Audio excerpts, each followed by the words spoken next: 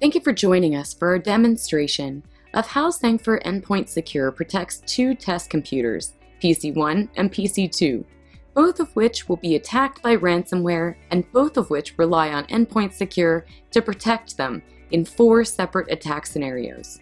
In the first demonstration, both PCs have no protection policies enabled.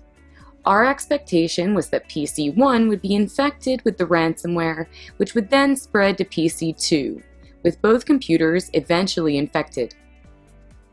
Before we try and infect both PCs with ransomware, you can see that the files are not encrypted and the original text content is displayed normally.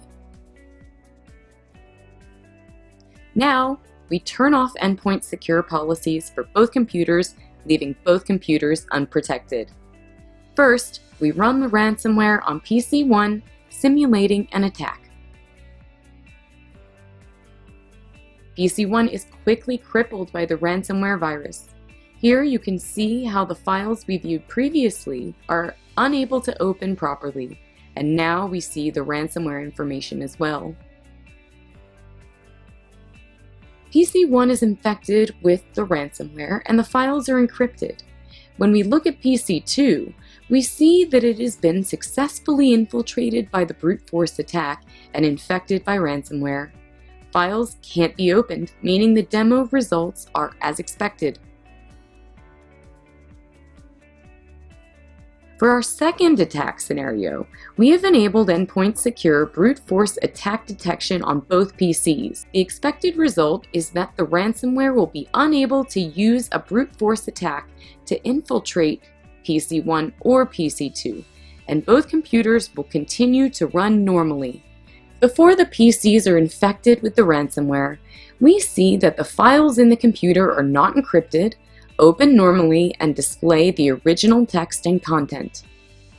To ensure the testing is accurate, we have only enabled Endpoint Secure's brute force attack detection, not any other protective functions. Now we are running the ransomware program on PC1. You can see that PC2 has received a pop-up warning window alerting the user to a brute force attack. As we log into the Endpoint Secure platform, we can see from the logs that Endpoint Secure successfully detected and blocked the brute force attack launched by PC1 on PC2. Due to Endpoint Secure protection against brute force attacks, the ransomware was unsuccessful in its attack on PC1. Both PC1 and 2 files are able to open normally and remain uninfected. For our third demonstration, Endpoint Secure micro-segmentation is enabled for both PCs. We expect to see PC1 encrypted and isolated from the lateral spread of the ransomware, while PC2 remains unaffected. Both PC1 and 2 are infected by the ransomware. We check that the computer files are not encrypted and can be opened normally. For this third test scenario, only the micro-segmentation policy is enabled to block both PCs' file sharing ports and remote access ports. After setting the Endpoint Secure micro-segmentation policy, the ransomware should not be able to spread through these high-risk ports. Now, when we run the ransomware program on PC1, we can see that PC1 has been cracked and infected by ransomware, leaving the files encrypted and a threatening message from the attacker. Due to the micro-segmentation policy, PC2 is not affected, and you can see that the files can be opened normally. If you check Endpoint Secure's micro-segmentation log, you will see that the ransomware tried to spread from PC1 to PC2 through a shared port, but was successfully blocked by Endpoint Secure. For our fourth attack scenario, both PCs have Endpoint Secure's ransomware protection policy enabled. The expected result is that Endpoint Secure successfully identifies the ransomware through the use of a decoy and blocks the ransomware before it can run on both PCs. In the end, we expect both PC1 and 2 will be running normally without infection or encryption. Before launching the ransomware attack, the files on PC1 and 2 can be opened normally. We enabled real-time monitoring and ransomware protection policies on Endpoint Secure and chose the Fix option. In this state, when ransomware is detected, Endpoint Secure can automatically quarantine the virus. Here, we run the ransomware virus program on PC1 to simulate a ransomware attack. Endpoint Secure recognizes the ransomware and quickly blocks it and issues a pop-up warning. PC1 is not infected by the ransomware, and files can open normally. PC2 is also not infected by the ransomware, and files operate normally.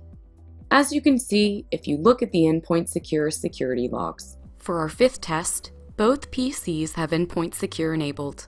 We expect to see Endpoint Secure scan for similar viruses and malware on all files on both PCs and provide one-click fixes for any viruses. Here we decompress the ransomware file compression package on both PC1 and 2.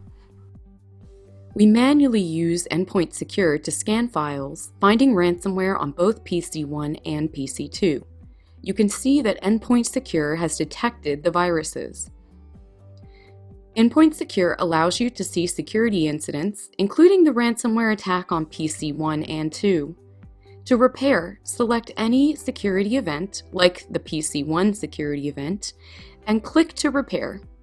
While you make the repair on PC1, choose to automatically fix the same viruses on other endpoints in the future.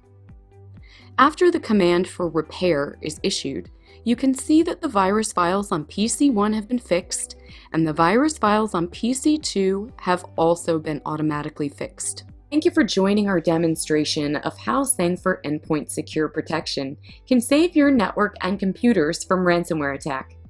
For more information on Sangfor Endpoint Secure, or any Sangfor security, cloud, or infrastructure solutions, visit us online today or email us directly, and let Sangfor make your IT simpler, more secure, and valuable.